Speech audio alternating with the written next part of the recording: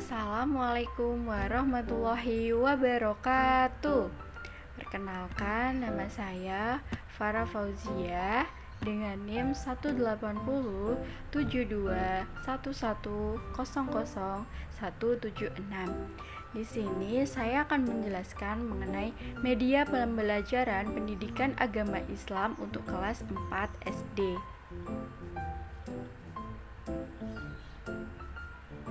Hai anak-anak, bagaimana kabarnya? Pasti baik kan? Anak-anak, hari ini kita akan belajar pelajaran 7 mengenai beriman kepada malaikat Allah.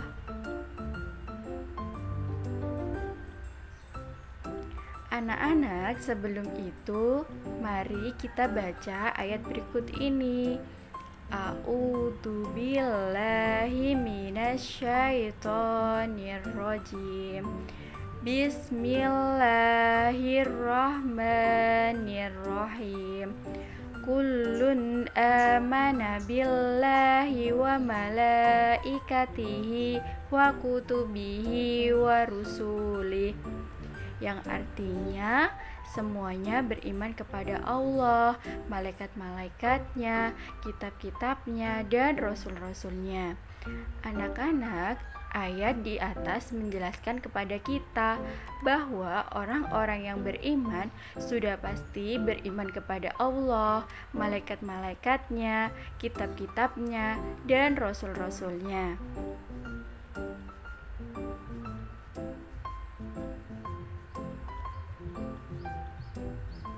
Anak-anak, ada berapa rukun iman itu? Ya, betul sekali, ada 6. Apa saja ya? Yang pertama ada iman kepada Allah. Kemudian yang kedua ada iman kepada malaikat. Kemudian yang ketiga ada iman kepada kitab-kitab Allah. Kemudian yang keempat ada iman kepada Rasul. Kemudian yang kelima, percaya adanya hari akhir atau hari kiamat. Kemudian yang keenam, iman kepada qada dan qadar.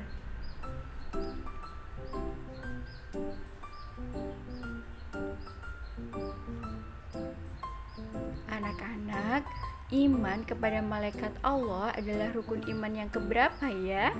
Ya, betul sekali, rukun iman yang kedua.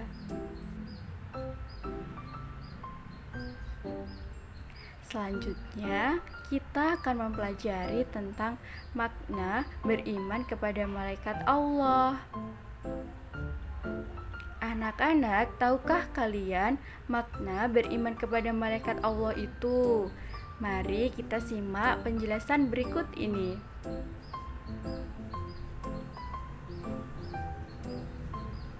Makna beriman kepada malaikat Allah yang pertama, meyakini bahwa malaikat itu ada meskipun tidak dapat dilihat.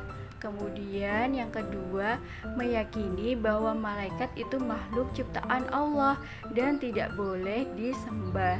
Kemudian yang ketiga, meyakini bahwa malaikat memiliki sifat-sifat khusus seperti selalu patuh kepada Allah, tidak mati, diciptakan dari cahaya atau nur, tidak makan dan tidak minum, dan memiliki tugas-tugas tertentu.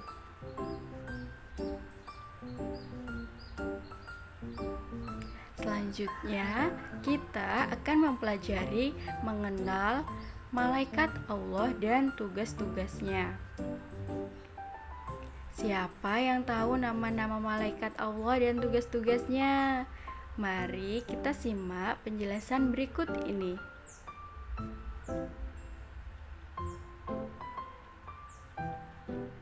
Yang pertama ada malaikat Jibril. Malaikat Jibril bertugas untuk menyampaikan wahyu. Kemudian yang kedua ada malaikat Mikail. Malaikat Mikail bertugas untuk menyampaikan rezeki. Kemudian yang ketiga ada malaikat Raqib. Malaikat Raqib bertugas mengawasi dan mencatat amal perbuatan baik manusia. Kemudian yang keempat ada malaikat Atid. Malaikat Atid bertugas mengawasi dan mencatat amal perbuatan buruk manusia.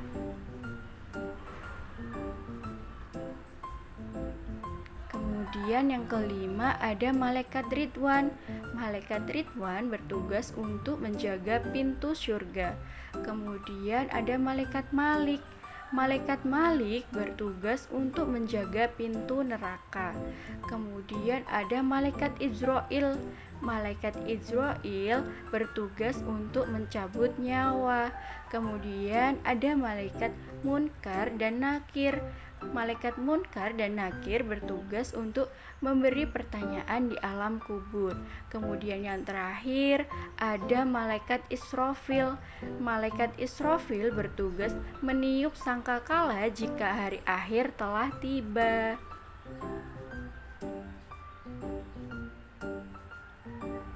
Selanjutnya, kita akan mempelajari menerima keberadaan malaikat Allah.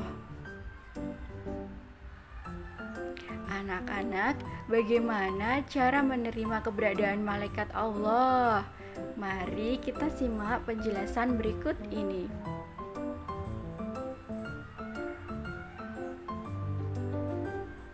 Yang pertama, keyakinan yang pasti bahwa setiap saat kita takut dan ingat kepada Allah, karena ada malaikat yang mencatat perbuatan kita dan Allah akan memberikan balasannya. Kemudian yang kedua, banyak mengingat kematian. Kemudian yang ketiga, gemar mengerjakan perbuatan yang pelakunya didoakan para malaikat Allah. Misalnya menuntut ilmu, mengunjungi para saudara dan sahabat, tidur dalam keadaan suci, dan memilih barisan paling depan dalam sholat berjamaah. Selanjutnya kita mempelajari perilaku yang mencerminkan keimanan kepada malaikat Allah. Yang pertama, gemar bersedekah untuk menolong sesama. Kemudian yang kedua, gemar berkunjung kepada kerabat dan orang-orang yang beriman. Kemudian yang ketiga, gemar menjalankan perintah-perintah Allah lainnya serta meninggalkan larang-larangannya.